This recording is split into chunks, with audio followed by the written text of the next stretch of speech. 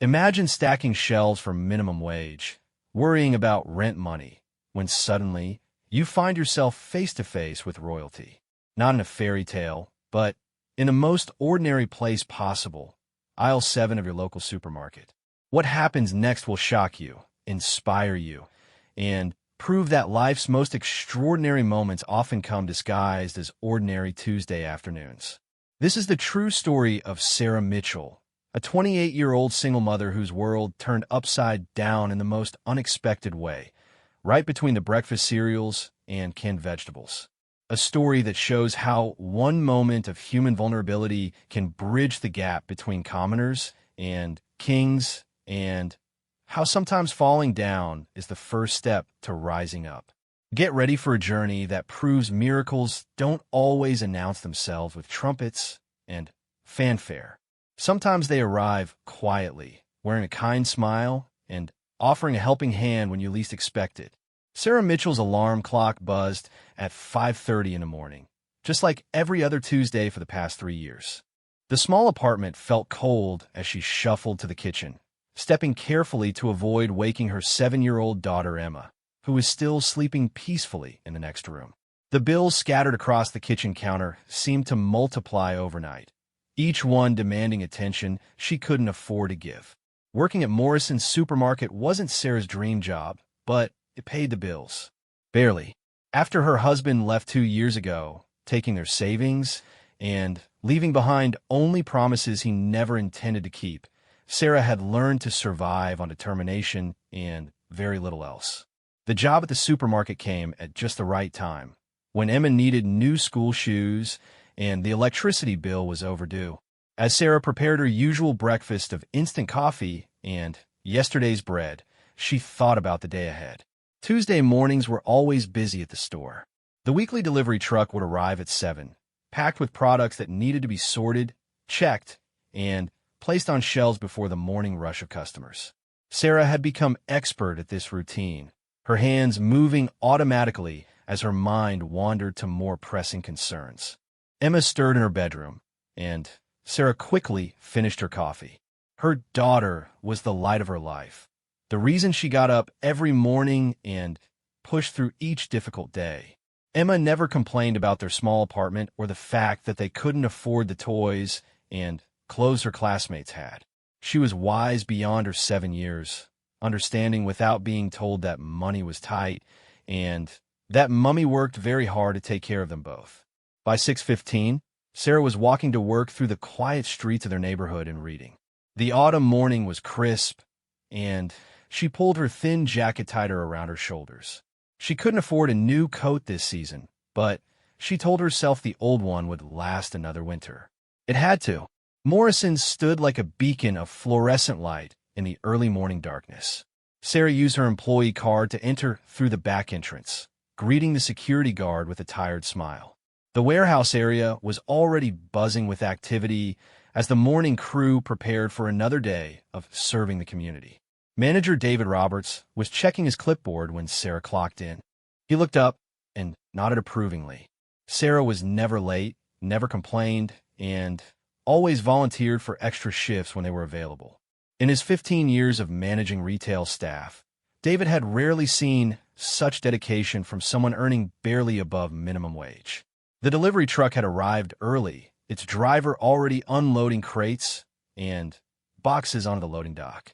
Sarah grabbed her scanner and began the familiar process of checking inventory against the delivery sheets. Breakfast cereals, canned goods, fresh produce, dairy products. Each item needed to be verified, sorted, and eventually placed in its designated spot throughout the store. Working alongside Sarah was Janet, a woman in her 50s who had been with Morrison's for over a decade. Janet had taken Sarah under her wing when she first started, teaching her the shortcuts and tricks that made the job manageable. They worked well together, maintaining a steady rhythm that kept them ahead of schedule most mornings. As they loaded their carts with products destined for the breakfast aisle, Janet noticed Sarah seemed more tired than usual. The dark circles under her eyes were more pronounced, and she moved with the careful precision of someone fighting exhaustion. The store opened to customers at 8 o'clock, but the morning stocking crew continued their work weaving between early shoppers who were grabbing coffee and newspapers before heading to their own jobs. Sarah found a strange comfort in this routine, the predictability of it providing structure in a life that often felt chaotic. Around 9:30, Sarah was working in aisle 7, arranging boxes of cereal on the upper shelves. The repetitive motion was almost meditative, allowing her mind to drift to the weekend plans she was making with Emma. They would visit the local park if the weather held. Maybe stop by the library where Emma loved to read stories about princesses and adventures. The morning was progressing normally when Sarah noticed she was feeling slightly dizzy. She paused, holding onto the edge of the shelf, thinking she just needed a moment to catch her breath. She had been working extra shifts lately, trying to save money for Emma's birthday next month, and maybe the exhaustion was finally catching up with her. She continued working, determined not to show any weakness. Jobs like this were hard to come by, and Sarah knew that David relied on her consistency. She couldn't afford to appear unreliable, not when Emma depended on her income for everything from food to school supplies. But as the morning progressed, the dizziness didn't fade. Instead, it seemed to get worse. Sarah found herself gripping the shelving unit more tightly, her vision beginning to blur slightly around the edges. She tried to remember if she had eaten breakfast that morning, realizing with a start that she had been so focused on getting to work on time that she had only managed a few sips of coffee. The breakfast aisle was becoming busier as more customers arrived, their carts rolling past as they selected items for their families.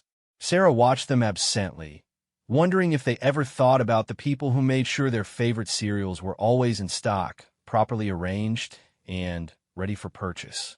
A wave of nausea hit her suddenly, more intense than the dizziness. Sarah stopped what she was doing and leaned against the shelf, trying to breathe deeply and regain her composure. She looked around for Janet, hoping to ask for a quick break, but her colleague was 3 aisles over, dealing with a delivery of canned goods. The fluorescent lights seemed brighter than usual, almost harsh against her increasingly sensitive eyes. Sarah closed them for a moment, hoping the feeling would pass. She couldn't afford to be sick, couldn't afford to miss work, couldn't afford to appear anything less than capable and reliable. When she opened her eyes, everything seemed to be moving slightly, as if the whole world had shifted just a few degrees off its normal axis. Sarah realized with growing concern that something was seriously wrong. This wasn't just tiredness or hunger. This felt different, more intense, more frightening. She looked down the aisle, trying to spot David or any of her other colleagues, but the distance seemed to stretch endlessly.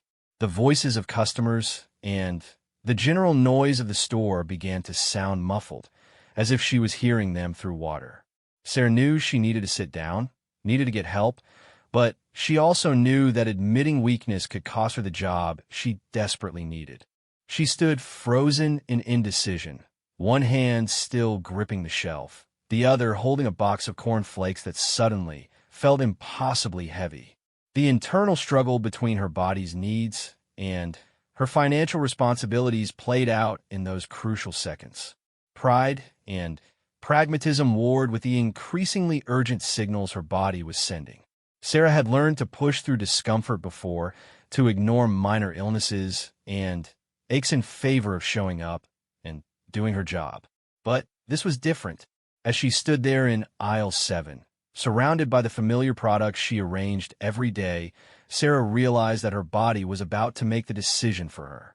The careful control she maintained over every aspect of her difficult life was about to slip away, right there between the breakfast cereals and the coffee selection. The last thing she remembered thinking before everything went black was a prayer that Emma would be okay, that somehow this moment of weakness wouldn't cost them the stability they had worked so hard to build. Then, the box of corn flakes fell from her hand, hitting the floor with a sound that seemed to echo through the suddenly spinning world, and Sarah Mitchell collapsed in the middle of aisle 7, her carefully constructed life crashing down around her like the cereal now scattered across the supermarket floor. The sound of the cereal box hitting the floor and scattering its contents across the linoleum was sharp enough to cut through the ambient noise of the busy supermarket. Several customers looked up from their shopping, momentarily startled by the sudden crash. But it was what they saw next that would forever change their understanding of compassion and human dignity. Sarah lay unconscious on the floor of aisle 7, her Morrison's uniform slightly twisted, her face pale against the harsh fluorescent lighting. The scattered cornflakes created an almost surreal scene around her motionless form, like golden confetti celebrating a moment that was anything but festive. Among the customers who witnessed Sarah's collapse was a distinguished gentleman who had been quietly selecting organic biscuits from a nearby shelf. He wore a well-tailored but understated coat, and his presence carried an air of quiet authority that most people couldn't quite place. To the average shopper, he appeared to be just another customer going about his morning routine. This was Prince Charles, who had been making an unofficial visit to the area and had decided to stop by the local Morrisons to purchase a few items himself. Such impromptu visits were part of his effort to stay connected with ordinary British life, to understand the daily experiences of the people he would one day serve as king. When he heard the crash and saw Sarah fall, Prince Charles didn't hesitate. While other customers stood frozen in shock, unsure of what to do, he immediately moved toward the unconscious woman. His security detail, who had been maintaining a discreet distance throughout the store, quickly assessed the situation and positioned themselves to manage the growing attention while their principal attended to the emergency. Prince Charles knelt beside Sarah, his expensive trousers touching the supermarket floor without any regard for their cost or his status. He gently checked her pulse, his training in basic first aid from his military service automatically kicking in. Her pulse was steady but weak, and her breathing was shallow but regular. Other customers began to gather around, their morning shopping forgotten as they realized something serious was happening. An elderly woman gasped when she recognized the man kneeling on the floor, whispering to her companion in disbelief. But Prince Charles paid no attention to the growing whispers and pointed fingers. His focus remained entirely on Sarah. David Roberts came running from the customer service desk, alerted by a shopper who had witnessed the collapse. When he reached aisle 7 and saw his employee unconscious on the floor, his first instinct was panic. Sarah was one of his most reliable workers, and seeing her in such a vulnerable state was both shocking and deeply concerning. It took David several seconds to process that the well-dressed man kneeling beside Sarah was Prince Charles. The recognition hit him like a physical blow, and for a moment he stood paralyzed, unsure whether to address the royal protocol or the medical emergency taking precedence. Prince Charles looked up at David with calm, clear eyes. In that moment, there was no ceremony, no formality, just one human being seeking help for another. He spoke quietly but with unmistakable authority, asking David to call for an ambulance and to clear some space around Sarah so she could breathe more easily. The manager quickly pulled out his phone to call emergency services while other staff members arrived to help manage the situation. Janet, Sarah's work partner, pushed through the small crowd that had formed, her face pale with worry for her friend and colleague. As they waited for the ambulance, Prince Charles remained beside Sarah, monitoring her condition and speaking to her in gentle, encouraging tones even though she couldn't hear him. He told her that help was coming, that she was going to be fine, that she should just rest and let others take care of her for a moment. The security detail had quietly moved the gathering customers to other parts of the store, maintaining order while ensuring that the emergency response could proceed without interference. But word was already spreading throughout Morrison's that something extraordinary was happening in aisle 7. Sarah began to stir after what felt like hours, but had actually been only a few minutes. Her eyes fluttered open, unfocused, and confused as she tried to understand where she was and what had happened. The first face she saw was that of a kind-looking older man with gentle eyes and a concerned expression. For several seconds, Sarah's brain couldn't process what she was seeing. The face was familiar in the way that faces from television or newspapers are familiar, but it seemed impossible that such a person would be kneeling beside her in the supermarket where she worked. Prince Charles spoke softly, his voice warm and reassuring. He told her not to try to sit up too quickly, that she had fainted and help was on the way. He asked if she was feeling any pain, if she could remember what had happened before she lost consciousness. Sarah's voice came out as barely more than a whisper when she tried to respond. She was embarrassed, mortified that she had caused such a scene at work. Her first thought wasn't about her health or the famous person beside her, but about whether this incident would cost her the job she desperately needed. She tried to apologize, to explain that she was fine and could get back to work, but Prince Charles gently placed a hand on her shoulder and told her that her only concern right now should be taking care of herself. There would be plenty of time to worry about work later, after she had been checked by medical professionals and had a chance to rest. The ambulance arrived within minutes, its crew efficiently taking over Sarah's care, while Prince Charles stepped back to give them room to work. But he didn't leave. Instead, he remained nearby, ready to provide any additional information about what he had witnessed and offering quiet support to the paramedics as they assessed Sarah's condition. The EMTs determined that Sarah was suffering from exhaustion and dehydration, combined with low blood sugar from skipping meals. It was a dangerous combination that could have had much more serious consequences if she hadn't received immediate attention. They recommended that she be taken to the hospital for further evaluation and treatment. As the paramedics prepared to transfer Sarah to a gurney, she looked around frantically for David, tried to explain that she needed to finish her shift, that she couldn't afford to miss work. The desperation in her voice was heartbreaking, revealing the harsh realities faced by so many working families struggling to make ends meet.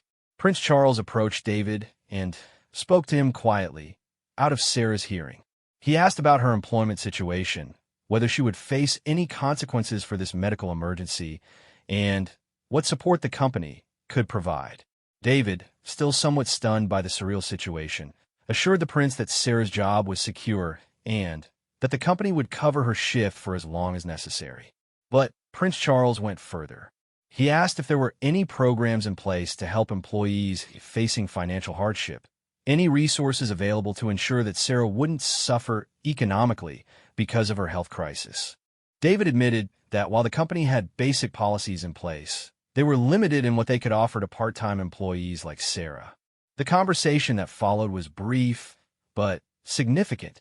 Prince Charles, speaking both as a concerned citizen and as someone with the authority to influence change, suggested that perhaps this incident could serve as an opportunity to review and improve the support systems available to workers facing difficult circumstances. As Sarah was being loaded into the ambulance, she caught sight of Prince Charles one more time. Through her exhaustion and confusion, she managed to mouth the words "thank you" to the man who had stayed with her during her most vulnerable moment. He nodded in acknowledgement, his expression conveying both warmth and genuine concern for her well-being. The ambulance doors closed, and Sarah was taken to the local hospital for treatment. Prince Charles watched the vehicle disappear into traffic before turning back to David and the assembled staff members who had witnessed this extraordinary event. What happened next would prove that sometimes the most powerful acts of leadership occur not in grand gestures or formal ceremonies, but in quiet moments of human connection. Prince Charles had seen firsthand the struggles faced by working families in modern Britain, and he was not content to simply return to his royal duties and forget what he had witnessed. The incident in Aisle 7 had opened his eyes to realities that statistics and briefing papers could never fully convey. He had met Sarah Mitchell not as a prince meeting a subject, but as one human being helping another in a moment of crisis. And that connection would prove to have consequences that none of them could have imagined as they stood among the scattered cornflakes in Morrison's supermarket that Tuesday morning. The hospital room was small and sterile, filled with the familiar sounds of medical equipment and distant conversations from the hallway. Sarah lay in the narrow bed, connected to an IV that slowly dripped much-needed fluids into her dehydrated system. The events of the morning felt like a strange dream, almost too surreal to be real. Dr. Amanda Foster had been working at Reading General Hospital for 8 years, and she had seen countless cases of exhaustion and malnutrition among working families. Sarah's case was unfortunately typical of what happened when people push themselves beyond their physical limits in order to survive financially. The blood tests confirmed what the paramedics had suspected: severe dehydration, low blood sugar, and signs of chronic stress and fatigue. As Dr. Foster reviewed Sarah's chart, she couldn't help but think about the extraordinary circumstances of her admission. Word had already spread through the hospital staff about the royal involvement in Sarah's rescue, though the details varied depending on who was telling the story. What remained consistent in all versions was the image of Prince Charles kneeling beside an unconscious supermarket worker, treating her with the same care and concern he would show to anyone in need. Sarah's sister Rachel arrived at the hospital within an hour, having rushed from her job at a local office when she received the call. Rachel was only 2 years older than Sarah, but the weight of their family's recent struggles had aged them both beyond their years. When their parents died in a car accident 5 years earlier, the sisters had only each other for support, and Rachel had watched with admiration and worry as Sarah took on the responsibility of raising Emma alone. Emma was at school, unaware of her mother's medical emergency. Sarah had specifically asked the hospital staff not to contact the school, not wanting to frighten her daughter or create unnecessary drama. She would pick Emma up herself when she was released, as if nothing had happened. This was how Sarah approached most difficulties in her life, absorbing the impact herself to protect those she loved. Back at Morrison's, the day continued with an undercurrent of excitement and disbelief. News of the royal encounter had spread quickly among the staff, with various versions of the story growing more elaborate with each telling. But David Roberts was dealing with more practical concerns. He had received a phone call that would change everything, not just for Sarah, but potentially for all the employees at his store. The call came from Clarence House, Prince Charles's official residence. A representative explained that the prince had been deeply moved by Sarah's situation and wanted to ensure that she received proper support during her recovery. But more than that, the incident had prompted Prince Charles to take a closer look at the working conditions and support systems available to retail workers across the country. The prince's representative explained that His Royal Highness was interested in visiting Morrison's again, this time for a formal discussion about worker welfare and the challenges faced by families like Sarah's. This wouldn't be a ceremonial visit with ribbons and photo opportunities. Instead, it would be a genuine fact-finding mission designed to better understand the realities of modern working life in Britain. David found himself in the unusual position of preparing for a royal visit while managing a supermarket that was buzzing with reporters and curious customers. News of the morning's events had somehow leaked to the local media, and by afternoon, the story was being picked up by national news outlets. The narrative that emerged in the press was powerful and touching. A future king stopping his own shopping to help a struggling single mother who had collapsed from exhaustion while working to support her family. It was exactly the kind of story that resonated with the public, combining human drama with social commentary about the challenges facing working families. But for Sarah, lying in her hospital bed, the media attention was the last thing she wanted. When a nurse mentioned that reporters had been calling the hospital seeking information about her condition, Sarah felt a wave of panic that had nothing to do with her medical situation. She had always been a private person, uncomfortable with attention even in the best circumstances. Dr. Foster assured Sarah that the hospital had strict policies about patient privacy and that no information would be released without her consent. But she also gently suggested that Sarah might want to consider the positive aspects of the attention her story was receiving. Sometimes, the doctor explained, personal experiences could shine a light on broader social issues that needed addressing. Meanwhile, Emma was having an unusual day at school. Several teachers had mentioned that they had seen her mother's name on the news, but they weren't clear about the details. Emma, wise beyond her 7 years, began to piece together that something significant had happened, even though no one had explained exactly what. When the school day ended, Emma waited anxiously for her mother to pick her up as usual. As the minutes ticked by and Sarah didn't appear, Emma's teacher, Mrs. Williams, began making phone calls to determine what had happened. It was then that the full scope of the day's events became clear. Rachel arrived at the school to collect Emma, explaining in age-appropriate terms that Mummy had become unwell at work and was in the hospital for some rest and medicine. Emma, with the resilience that children often display in difficult situations, accepted this information calmly and asked if she could visit her mother. The reunion between Sarah and Emma that evening was emotional and healing. Emma climbed carefully onto the hospital bed, snuggling close to her mother while Sarah explained what had happened. She told Emma about fainting at work, about the kind man who had helped her, and about how sometimes even grown-ups need to rest when they get too tired. Emma listened thoughtfully, then asked the question that had been worrying her all afternoon. Would they be okay? Would Mummy be able to keep working? Would they have enough money for food and rent? These were concerns that no 7-year-old should have to carry, but Emma had learned early that their family's stability was always fragile. Sarah held her daughter close and made promises she wasn't entirely sure she could keep. She promised they would be fine, that she would take better care of herself, that they wouldn't lose their home or go hungry.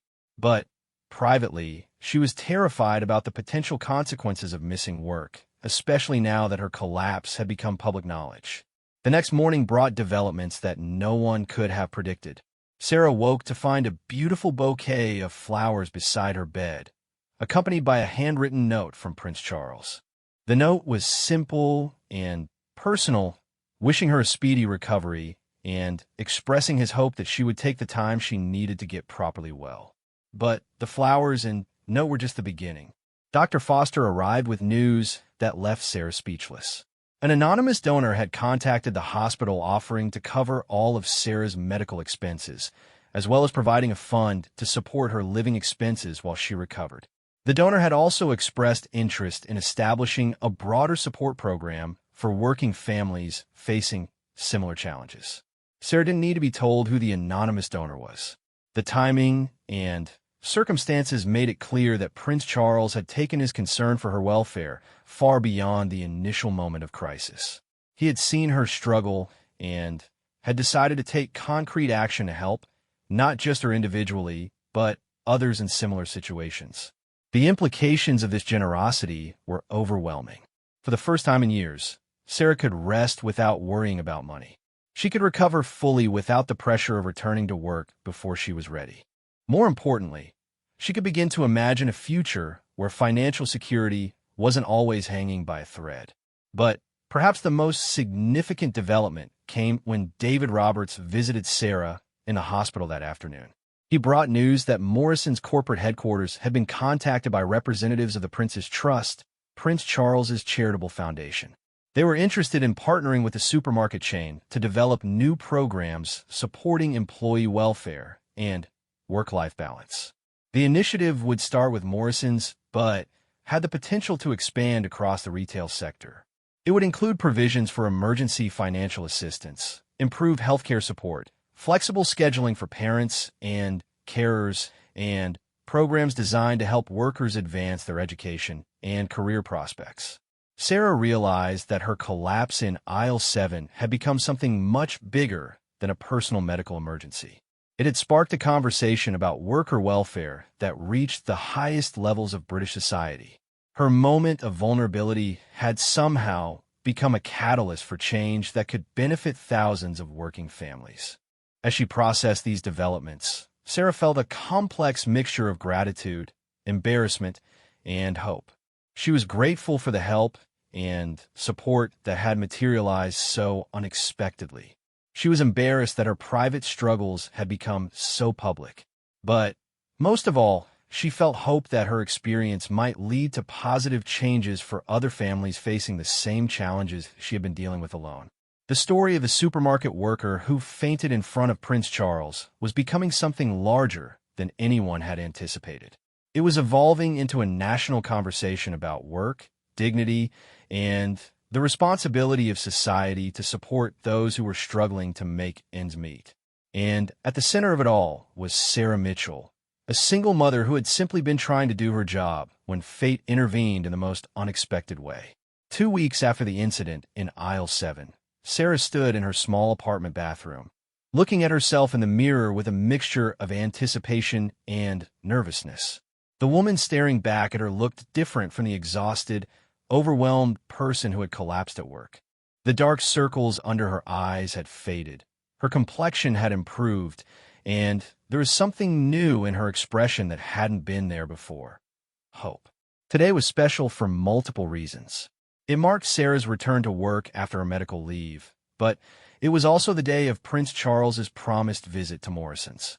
The visit had been planned carefully, with input from Sarah herself about how to make it meaningful rather than merely ceremonial. The past 2 weeks had been transformative in ways Sarah could never have imagined.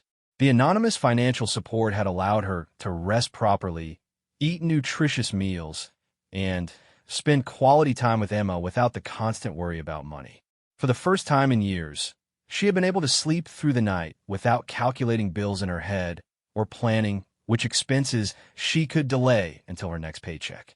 Emma had handled her mother's brief hospitalization with remarkable maturity, but Sarah could see the relief in her daughter's eyes when she came home healthy and rested. They had spent the weekend at the park, something they rarely had time for during Sarah's usual schedule of work and household responsibilities. The media attention had been intense, but manageable, thanks to careful coordination by Morrison's corporate communications team and representatives from Clarence House. Sarah had given one carefully planned interview to a local newspaper, focusing on the broader issues of working families rather than the sensational aspects of her royal encounter. She wanted her story to matter for the right reasons. As Sarah prepared for work, she thought about the changes that had already begun at Morrison's. The company had moved quickly to implement new employee support programs, working with the Prince's Trust to create comprehensive welfare initiatives. These weren't just token gestures, but substantial policy changes that would affect thousands of workers across the chain. The new programs included an emergency financial assistance fund, improved healthcare benefits for part-time employees, flexible scheduling options for parents and carers, and partnerships with local colleges to provide educational opportunities. Most importantly, there were new procedures in place to identify and support employees who might be struggling before they reach the crisis point that Sarah had experienced. David Roberts had been working around the clock to prepare for the royal visit, but his efforts weren't focused on creating an impressive facade. Instead, he had been working to ensure that Prince Charles would see the real Morrisons, the actual working conditions and genuine experiences of the staff. This honesty had been specifically requested by the prince himself. When Sarah arrived at work that morning, she was greeted warmly by her colleagues, many of whom had been checking on her regularly during her recovery. Janet, her work partner, had prepared a small welcome-back gift and had reorganized their shared workspace to make Sarah's first day back as comfortable as possible. The atmosphere in the store was electric with anticipation, but the staff had been instructed to continue their normal routines. Prince Charles had specifically requested that his visit not disrupt the daily operations of the store or create artificial conditions that wouldn't reflect the real working environment.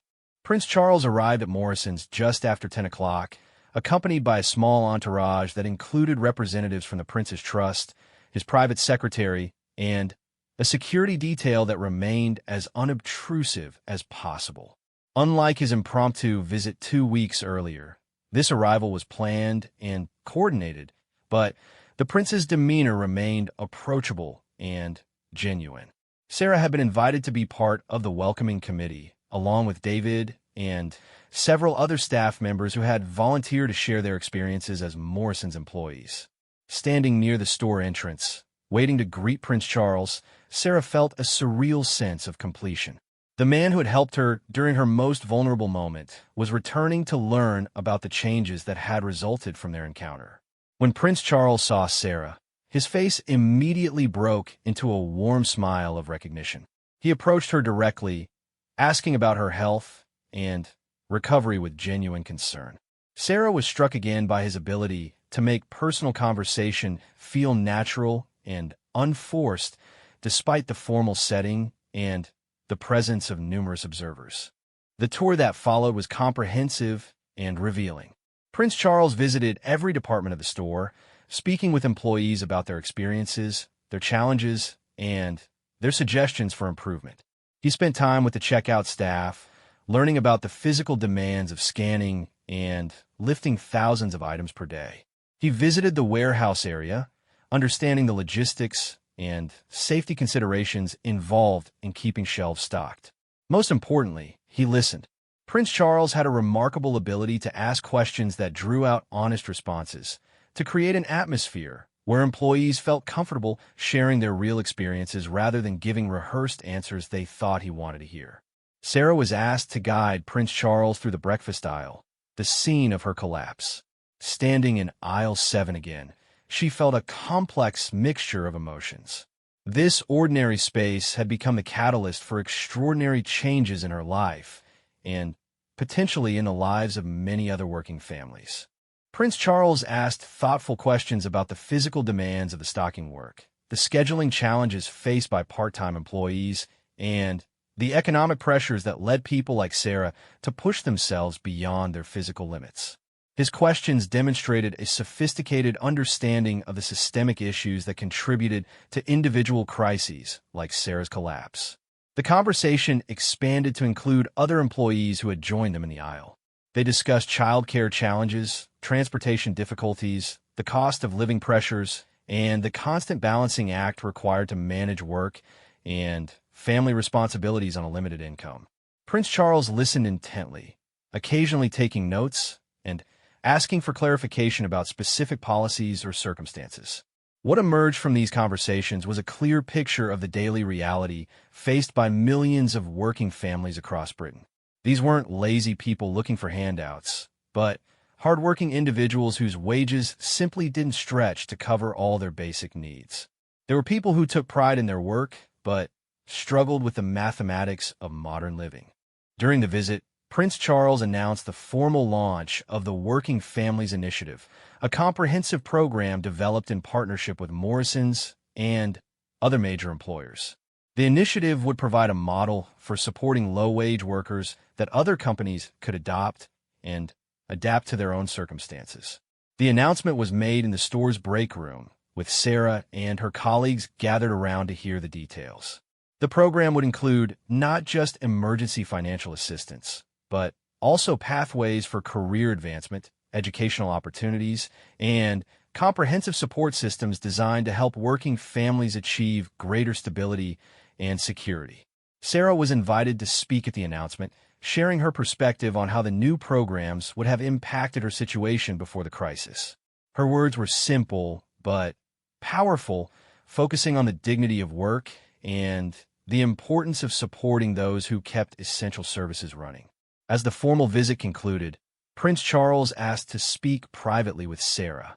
Away from the cameras and observers, he thanked her for her courage in sharing her story and for her willingness to turn a personal crisis into an opportunity to help others.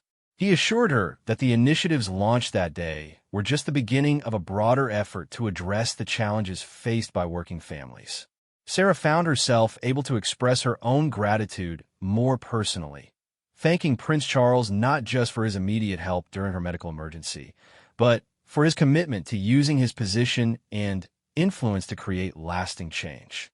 She told him about Emma, about her dreams for her daughter's future, and about how the support she had received had given her hope that those dreams might actually be achievable. The conversation was brief, but meaningful, a private moment of connection between two people whose lives had intersected in the most unexpected way. When it ended, Sarah felt a profound sense of completion and new beginnings simultaneously. As Prince Charles prepared to leave Morrison's, he took one final walk through the store, this time focusing on the customers rather than the employees. He observed the interactions between staff and shoppers, the efficiency of the checkout process, and the overall atmosphere of the store. What he saw was a workplace that had been transformed not just by new policies, but by a renewed sense of purpose and mutual support. The visit concluded with Prince Charles purchasing a few items, including a box of cornflakes from aisle 7. The symbolic gesture was noted by everyone present, a reminder of how this entire initiative had begun with scattered cereal on a supermarket floor and a moment of human compassion. As the royal party departed, Sarah returned to her work with a renewed sense of purpose. She wasn't just stocking shelves anymore. She was part of something larger, a demonstration that change was possible when people with power chose to use it responsibly. Her story had become bigger than her individual circumstances, transforming into a symbol of hope for working families everywhere. The incident that had begun as Sarah's worst day had somehow become the foundation for one of the best things that had ever happened to her, and to countless others facing similar struggles. The supermarket worker who had collapsed in front of Prince Charles had become an agent of change, proving that sometimes the most profound transformations begin with the most ordinary moments of human vulnerability and kindness. 6 months after that life-changing Tuesday morning in Aisle 7, Sarah Mitchell stood at the podium of a packed conference hall in London, looking out at an audience of business leaders, policymakers, and worker advocates. The woman who had once been afraid to speak up about her struggles was now addressing a national conference on worker welfare and corporate responsibility. The transformation in Sarah's life had been remarkable, but it wasn't just about her personal circumstances. The Working Families Initiative that had grown from her encounter with Prince Charles had expanded far beyond Morrison's, becoming a model that dozens of major employers across Britain had adopted or adapted for their own workforces. Emma, now 8 years old, sat in the front row with Rachel, watching her mother speak with obvious pride. The little girl who had once worried about whether they would have enough money for food was now attending a school that offered extended learning programs, made possible by the Educational Support Fund that was part of Sarah's employment package. Sarah's speech that day focused not on her personal story, though that remained the emotional foundation of everything that had followed, but on the practical results of treating working families with dignity and providing them with real support. The statistics she presented were impressive. Reduced employee turnover, increased productivity, improved customer satisfaction, and, most importantly, measurable improvements in the quality of life for thousands of workers and their families. The Working Families Initiative had evolved into something comprehensive and sustainable. What had started as emergency assistance for one overwhelmed single mother had grown into a systematic approach to supporting low-wage workers across multiple industries. The program now included childcare assistance, healthcare support, educational opportunities, flexible scheduling options, financial counseling, and career development pathways. Prince Charles, who had been instrumental in developing and promoting the initiative, was also present at the conference. He listened to Sarah's presentation with evident satisfaction, not because of any personal credit he might receive, but because of the real change that was happening in people's lives. The prince had continued to be personally involved in the program's development, visiting other participating companies and meeting with workers to understand their experiences. The success of the Working Families Initiative had attracted international attention. Delegations from several European countries had visited Britain to study the model, and there were early discussions about adapting similar programs in other nations. Sarah found herself in the unexpected position of being consulted as an expert on worker welfare, despite having no formal training in policy development or business administration. What Sarah brought to these discussions was something that academic experts and policy professionals often lacked: lived experience. She understood viscerally what it meant to choose between buying groceries and paying the electricity bill, to work while sick because missing a shift meant financial disaster, to worry constantly about providing for a child while earning barely enough to cover basic expenses. This authenticity had made Sarah a powerful advocate for working families. Her presentations and public appearances weren't polished in the traditional sense, but they carried an emotional truth that resonated with audiences ranging from corporate executives to government ministers. She spoke about dignity, about the value of work, and about the importance of supporting those who kept essential services running. The media attention that had initially overwhelmed Sarah had evolved into something more manageable and purposeful. She had learned to use interviews and public appearances strategically, always focusing on the broader issues rather than her personal story. The narrative had shifted from supermarket worker meets royalty to how supporting workers benefits everyone. Morrison's had become a showcase for the Working Families Initiative, regularly hosting visitors from other companies interested in implementing similar programs. David Roberts, who had been promoted to regional manager partly because of his leadership during the initiative's development, often worked with Sarah to guide these visits and explain the practical aspects of the programs. The financial support that had allowed Sarah to recover from her collapse had evolved into a permanent improvement in her family circumstances. She had been promoted to a supervisory role within Morrison's, with responsibilities that included helping to implement and monitor the worker support programs. The position came with better pay, benefits, and schedule flexibility that allowed her to be more present for Emma's school activities and appointments. But perhaps the most significant change in Sarah's life was psychological. The constant anxiety about money hadn't disappeared entirely, but it had diminished to manageable levels. She could plan beyond the current week, could imagine Emma's future with optimism rather than worry, could make decisions based on what was best for her family rather than what they could afford.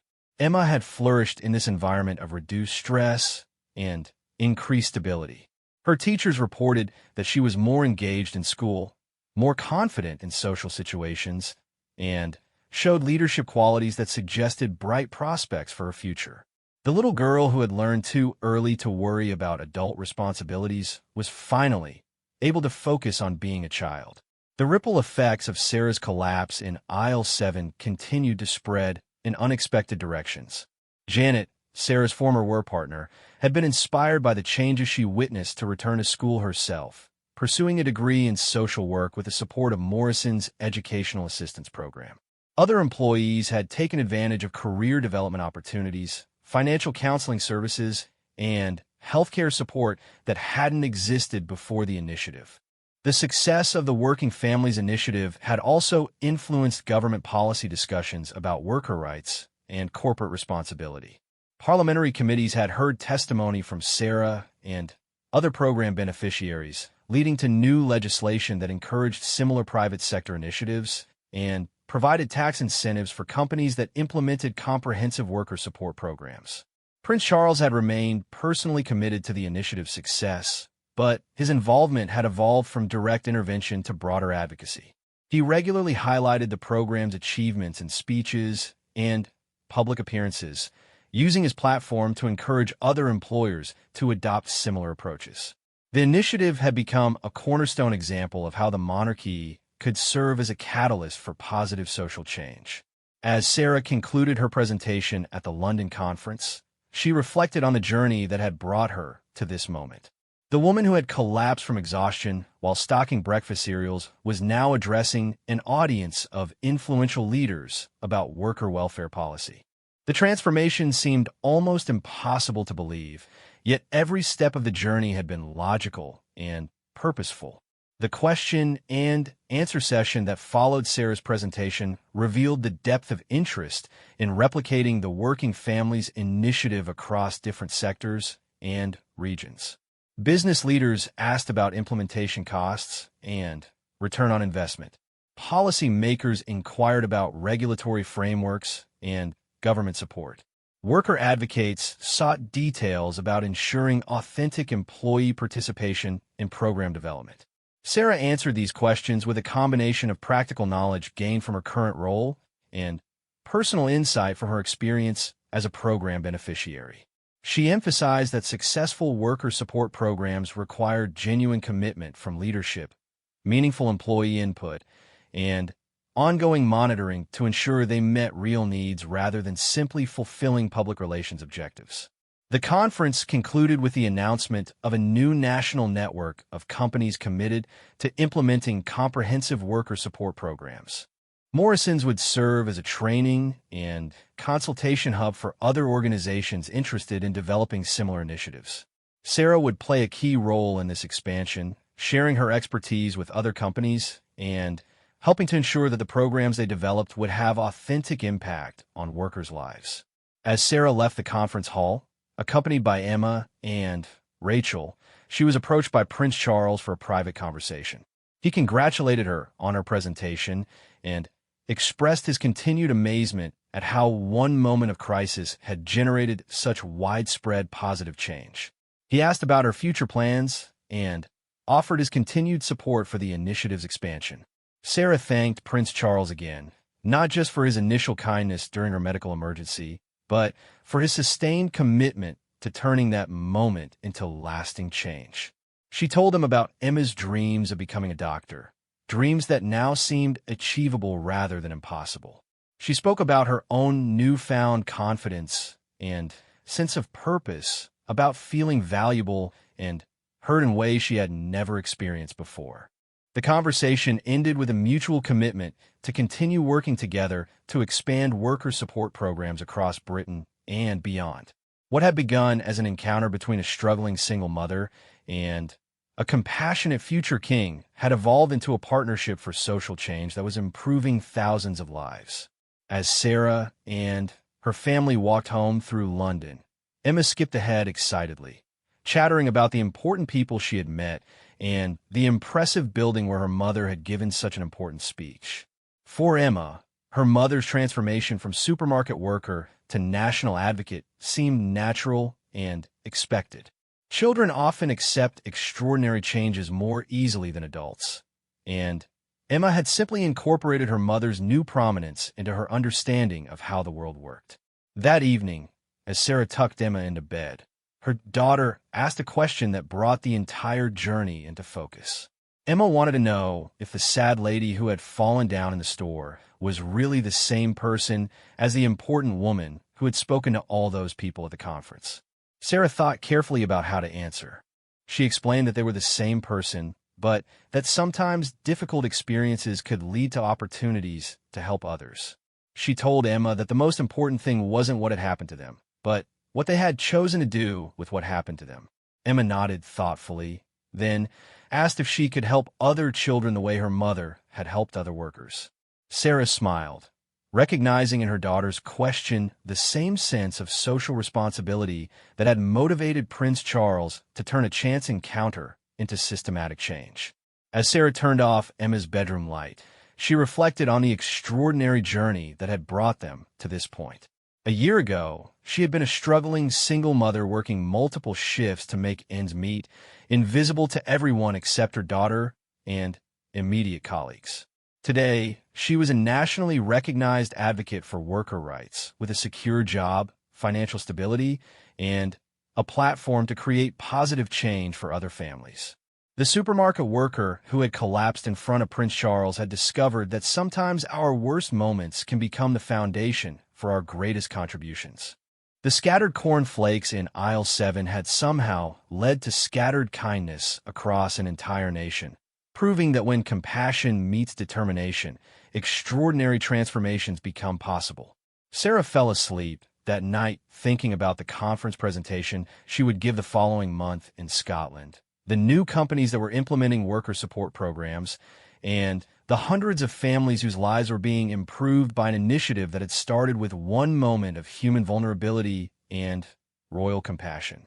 The legacy of that Tuesday morning in Morrison's would continue to grow, touching lives and creating opportunities that none of them could have imagined when Prince Charles first knelt beside an unconscious supermarket worker in aisle 7.